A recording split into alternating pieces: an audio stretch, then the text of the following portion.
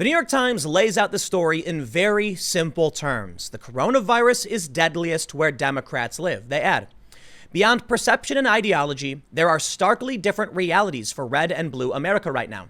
And the reality is this. The coronavirus is much, much worse in counties won by Hillary Clinton than it is in counties won by Donald Trump. But the question is, why is that?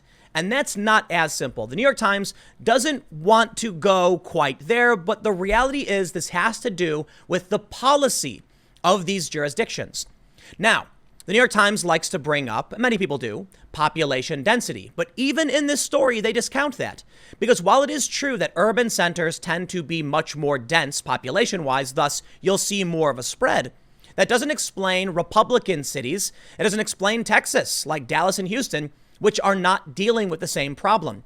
And it doesn't explain Japan, that actually never had a lockdown and has just removed any and all restrictions. What we're seeing is that the policies of these Democrat-controlled areas are actually making the problem worse. And I really do have data to back this up. Earlier this month, Andrew Cuomo of New York even recognized publicly that 66% of all new infections were coming from people staying home. Yet he insisted on keeping the lockdown going. Don't ask me why, I don't know. We have seen many jurisdictions actually share policies. Look, a lot of Republican states locked down too, but many didn't. In fact, Texas was one of the last to lock down and one of the first to reopen. So even among the states that did lock down, we can see they quickly reversed course. How about this? In New York, they let out 1,500 or so inmates and then had to go rearrest them all. The leadership there is lacking, to say the least. And because of this, people are losing their lives. And I can't tell you why they blame Trump, at the same time arguing he doesn't have the authority over these states anyway. The sad reality is, once again, the left was wrong. And I wonder, at what point do they get tired of being wrong? Because they've been wrong about so many major stories over the past several years. And I think perception has something to do with it. It's really interesting. The New York Times brings this up, that in these Democrat districts, they are more likely to be concerned about the coronavirus. I think what we're seeing is this whirlpool problem I've described in the past. Because the problem arose, Democrats got scared, enacted emotionally reactive policies, which actually made things worse. And now that things are getting worse, they're actually calling for more restrictive policies, which will only serve to make things worse. And because many of these media outlets are in big urban centers, they experience the same perception. Yet in a country like Japan, and yet in red districts, red counties, I should say, they're resisting this, and it's working. This is only going to make things worse until people realize it's like the Chinese finger trap problem I describe. The harder Democrats pull, the tighter the trap becomes. And like many other districts, notably Texas, they eased up and said, okay, we got to back off on this. And now it's not nearly as bad as it is in other places. You can look at Florida and South Dakota, that the fact remains clear. I think the media is actually making things worse. But let's read this story and we'll break this down because I do have a lot of policies I want to go through. It's not just about the coronavirus.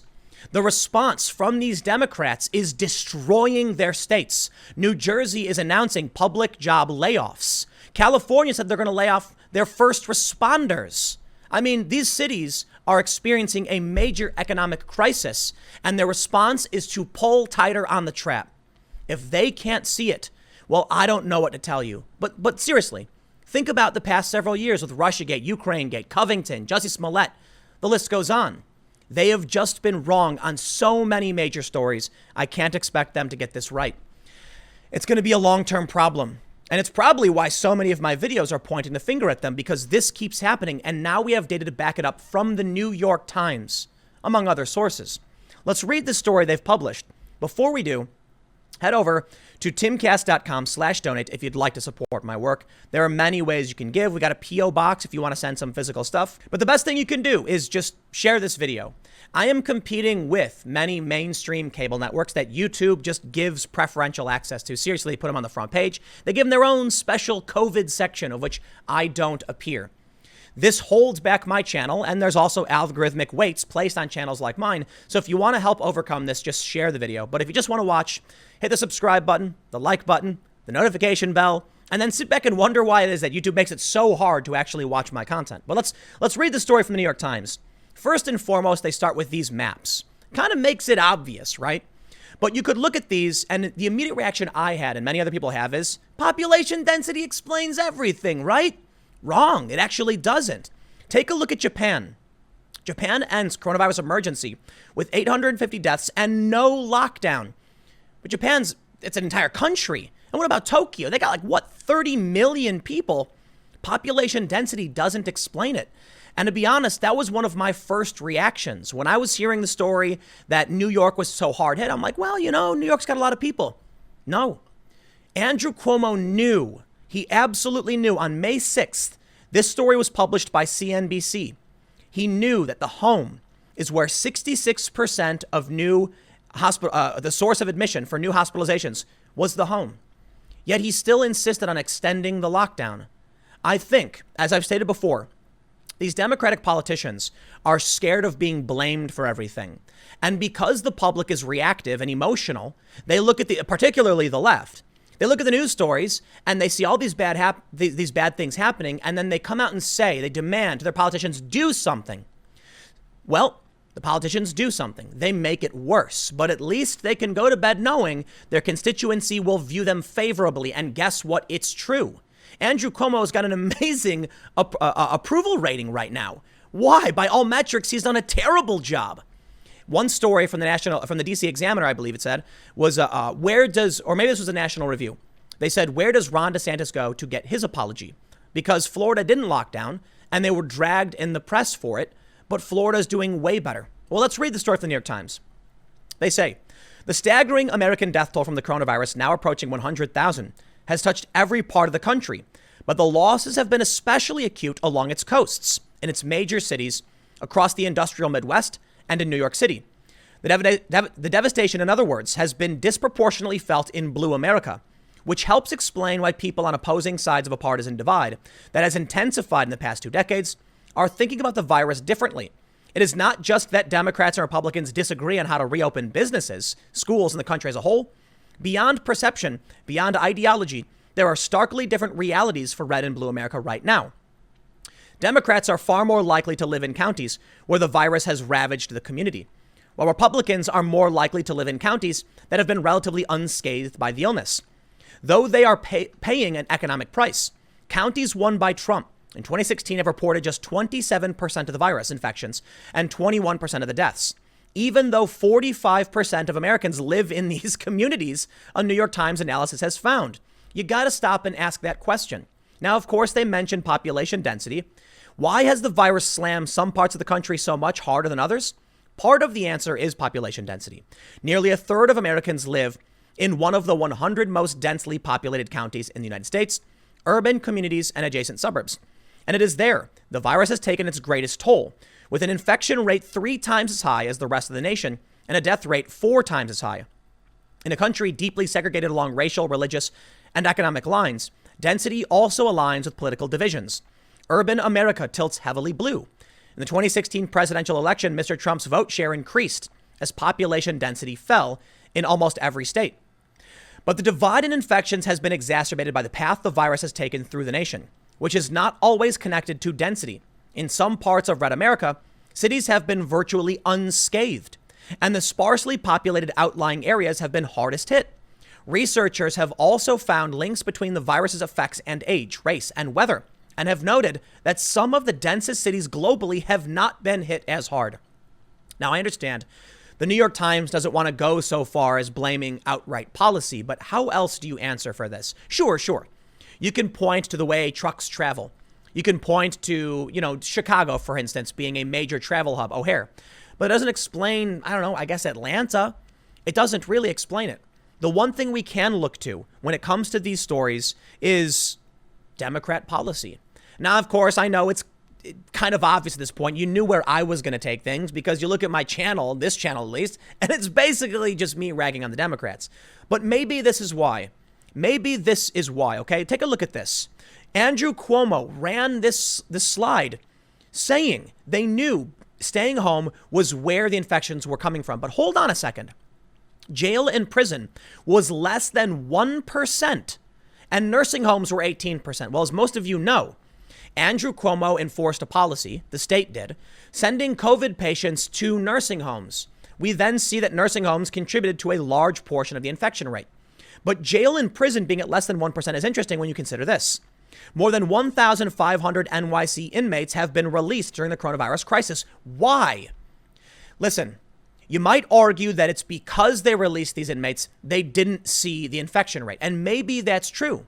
But then sending them home just made sure they got infected when they went home. So how did that make sense? Not only that, dozens of Rikers inmates arrested again after coronavirus release. So what? They released people and then just brought them right back? That didn't make sense at all. None of it made sense. And I can only imagine that the reality of their policies is substantially more complicated than just these surface layer issues. But of course, it would seem the policies did not work. I know. Hold on. I know. Texas also released inmates. They still didn't see an expansion of the virus, but Texas was the last to lock down, the first to reopen. So, of course, sending the prison inmates out maybe was a good idea, but staying locked down, it seemed to make no sense. I mean, just think about the logic here. They're like, if we keep people locked in these jails and prisons, they'll get sick. I know, let's keep them locked in their homes. That just didn't do anything. In Texas, you had one policy, but not the other. The lockdown was relatively light. Let's read this. Here's what the New York Times says. Texas, solidly Republican territory and the second most populous state in the nation, had one of the country's hottest economies before the outbreak. The state's biggest cities have so far escaped the worst of the damage. More than 200 metro areas in the United States have higher infection rates than both Dallas and Houston, which may explain why Texas residents are particularly frustrated by the shutdown. The cure is worse than the disease, no doubt. Now, I may be making the mistake of correlation and causation. It could be that because the coronavirus was so bad in New York, they took these actions. And it could be because it wasn't that bad in Texas, they didn't want to have the lockdown. But I think when you look at the policies as a whole, and when you look at what I've shown now 3 times with Andrew Cuomo knowing where they're coming from, I think while it may be a bit presumptuous of me to say, as a whole, it's their policies, let me just ask you, and then we'll move on, I promise. If they knew the infections are coming from the home, why would Andrew Cuomo say, let's keep people in their home? It stands to reason then that it's not necessarily a causation versus correlation. It may, or I should say, I may not be inverting them. It may be true. The Democrat policies are putting people in the place where they're most likely to get infected, thus creating a higher infection rate. So much so that Dr. Birx of the Coronavirus Task Force has asked the CDC to investigate coronavirus hotspots, LA, Chicago, and Washington, D.C., as new daily cases fail to fall. There it is. We know what they're doing is wrong. And we've seen these policies just make very little sense. Add that on top of this. Dr. Fauci says staying closed for too long could cause irreparable damage. He also went on to say that he's absolutely in favor of reopening. Why then extend the lockdown policies? If Dr. Birx is asking the CDC to investigate why lockdown isn't working, if Dr. Fauci is saying maybe it's time to reopen, and Andrew Cuomo knows that the infections are coming from the home, why tell people to stay in their homes? It's insane, isn't it? Absolutely, in my opinion. It's not just New York where they have to rearrest the people they've been releasing. Policing during a pandemic, deputies busy protecting community from reoffenders during zero bail order. This is from Sacramento. And that brings me now to the outright damage that these cities are facing. The cure is worse than the disease at this point. Don't take my word for it. Let's take a look at CNN. Just today, New Jersey governor warns of major cuts to teachers, firefighters, police officers, and healthcare workers without more federal funding. Wait a minute. You shut down your businesses. We can now see that that may be a mistake. Japan didn't have to do it. You shut everything down. And with everything we know, now you're just asking for a handout from the federal government? Okay, handout was bold of me. You're asking for a bailout for federal funding. Perhaps if you stopped this when other states did and followed the lead of, say, Florida or South Dakota, not only would you have a lower infection rate, you wouldn't be facing a massive deficit. When there's no businesses running and there's no commerce, there's no taxes. But now you expect the federal government to pay for this, which is funny. They blame Trump. They say it's Trump's fault. He should have locked down sooner, but the governors are the ones in control of this. And we have more and more data coming out suggesting the lockdowns just don't work. Which brings me to California. Governor Newsom pleads for federal aid. Warns first responders could be among the first ones laid off under budget cuts. What? There's so many other people you could lay off before you lay off the first responders. You got so many bureaucrats you could lay off. I don't know. Wouldn't the DMV come before your first responders? Okay. It's easy for me to say I don't work in the California government, right? So maybe there's a lot. I just don't know. But here's what Gavin Newsom says. A stark message for Republican lawmakers. If the federal government doesn't give financial aid to California, they'll only be punishing first responders. Excuse me? That sounds like a threat. Here's what he says. I hope they'll consider this. The next time they want to salute and celebrate our heroes and first responders, our police officers and firefighters, consider the fact that they are the first ones that will be laid off by cities and counties. Newsom told CNN's Jake Tapper during a Sunday morning interview when asked what will happen if California doesn't get federal aid. The folks that are out there, the true heroes of this pandemic, are healthcare workers and nurses. Those county health systems have been ravaged. Their budgets have been devastated and depleted. They're the first ones to be laid off. Say what? You destroy your economy. Your hospitals don't get used. Field hospitals are being shut down. You're laying off healthcare workers, and you want to blame the Republicans in the federal government for this. Maybe the lockdown didn't make sense if we've already had to lay off over 1 million healthcare workers. At what point do you accept you were wrong? Apparently never. You'd think after every single scandal they've brought up, they would just stop. It's the media, first and foremost. Well, actually, a large portion of it, in my opinion, is the media. The media comes out with these stories. They hate Trump. Everything Trump does is wrong. But if Trump is right more often than not, that means that you are wrong more often than not. And at a certain point, see the Republicans in Texas get pressure. They say, okay, we'll lock down. We're scared, right? The media starts smearing them. Last to close, first to open. And they've dodged a lot of these problems. South Dakota's governor, they threw a parade for Kristi Noem. Ron DeSantis trashed the media, saying they kept writing stories. They said in 2 weeks, it's going to be the worst in the country. And now we're 8 weeks out and it didn't happen. But New York, they know where the infections are coming from and they insist you stay right where the infection is. It doesn't make sense other than this policy. This is the policy the Democrats want. They're going to wipe out their cities. And now the worst. New York City will turn into a shell of its former self after coronavirus crisis. It's not just the wealthy that have fled. In New York City, it's 420,000 individuals, the wealthier, have fled. And of course, people can say, so what, good riddance, but they pay the taxes. And now New York is in trouble because New York was in trouble from the beginning. The MTA is in shambles. They need more taxes. AOC helped chase away 25 to 40,000 jobs. But now young people are leaving too. And it's their policies. And you know what? Well, you reap what you have sown. Let's be honest. I live in New Jersey. New Jersey says they're going to start they're going to start cutting jobs. They're going to say teachers, firefighters, police officers, and healthcare workers. I mean, let me ask, did Governor Murphy cut his salary? Maybe he did. I don't know. It's just a question. One of the things brought up very often is how many politicians have given up their salaries before talking about laying off healthcare workers and teachers? Relatively few nationwide. I live in this state. Governor Murphy directly threatened a local business near me, only a few miles away, Atlas Gym. It's a national story. It's crazy.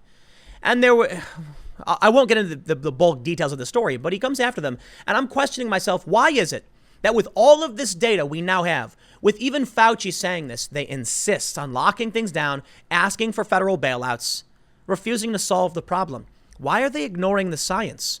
Why are they ignoring the data? Don't know, don't care. What am I going to say? I don't know what's going through this guy's mind, but I can tell you this. I can leave and I can take my business with me, and I am absolutely going to, 100%. Now, there's a process involved. Some states are still locked down. Got to figure out how we move, where we go. I ultimately want to expand my business anyway. So you know what? Fine. I was looking for a place to go. It could have been here. Now it won't be. But you know what? My business is not the most important business to the state of New Jersey. That's fine, okay? I'm not going to pretend like I'm this, all important figure and, I'm leaving. You'll be sorry. No, you know what? Hey, man, look, if you don't want me, I won't be here. But New Jersey has a problem attracting young people. I mean, why be in Jersey when the taxes are high and you can just go to Philly or New York? Why do it? Now, a lot of people don't want to. I mean, if you live in New York City, New Jersey makes sense because it's actually cheaper taxes and cheaper rent. But if you're going to go anywhere, especially with working at home because of the pandemic, especially with the opportunity to work online like I do, I'm not going to be here. So I'll tell you what, you can keep your aging populations. And I mean, no disrespect to older populations. I mean to say, you need young people to renew your state, to expand, to grow, to create new businesses, to inspire young people to come and work. You're losing all of that. Not only is your economy collapsing because of your insistence on these failed policies, you are chasing out young people. New York is losing young people. I mean, why spend all this money on rent if you can't even go out to the bar to hang out with your friends, right? So they're going to leave.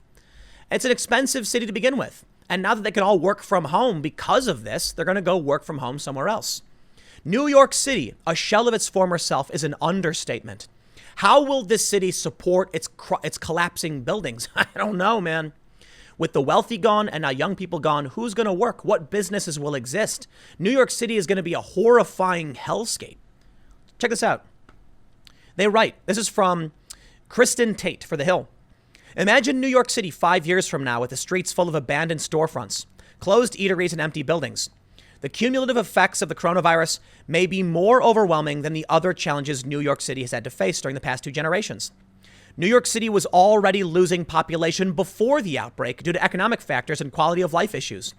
Around 40,000 residents left between 2017 and 18 alone. The coronavirus has fueled the population outflow. About 420,000 residents have fled New York City in the last few months. Even worse for its economy, the majority of those who left amid the pandemic are wealthy workers. Many of them went to low tax havens in the South, such as Texas, Florida, Georgia, and North Carolina. Eventually, it will not only be the 1% who leave. The unemployment rate in New York City has risen above 14%. Residents without a job or reduced hours will no longer have the income to keep paying sky-high rents for tiny living quarters. Meanwhile, workers who have not been laid off or furloughed have been working remotely, a trend that may continue for years to come. Nearly 70% of those in finance and technology will consider relocating if working remotely becomes permanent. And not only that, we have seen that some of the biggest landlords in New York City have stated 40 to 80% did not pay their rent for the past 2 months. It will ripple up and will shock the city. The destruction of these cities is not just about the coronavirus itself, though you can plainly see their policies are hurting in that regard. In the end, the cure is worse than the disease. And Trump said as much and he warned all of you, but you insisted because the orange man is bad. Because no matter what Trump says, he must be wrong. Trump tends to be right on a lot of things. Trump's got a bad attitude, man, I tell you what. But think about the economy.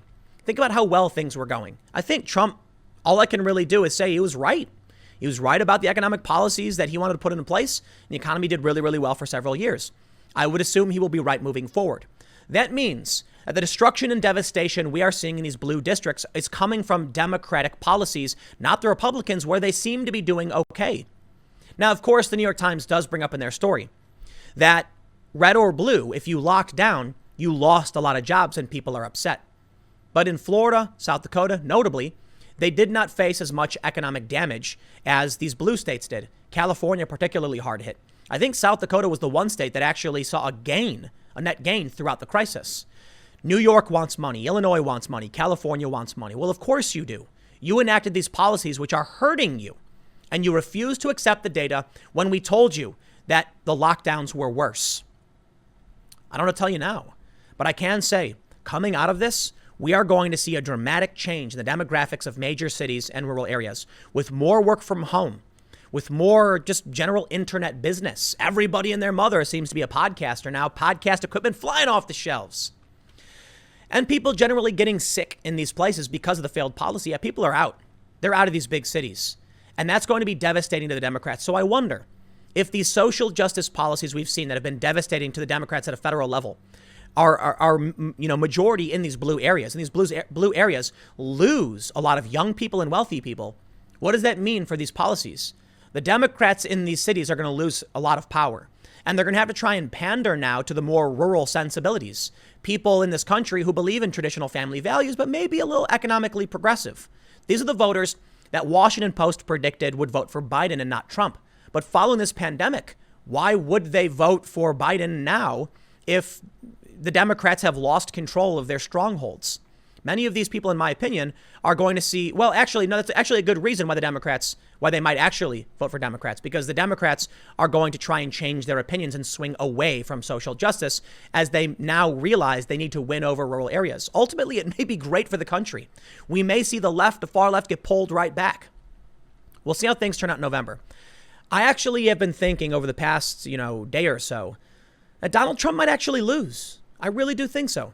Now, there's a lot of reasons why that may be, but I think this might be one of them. It's hard to say. It really, really is. So I apologize if that one was a little back and forth in my thinking there.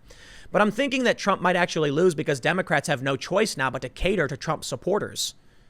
We'll see how things play out.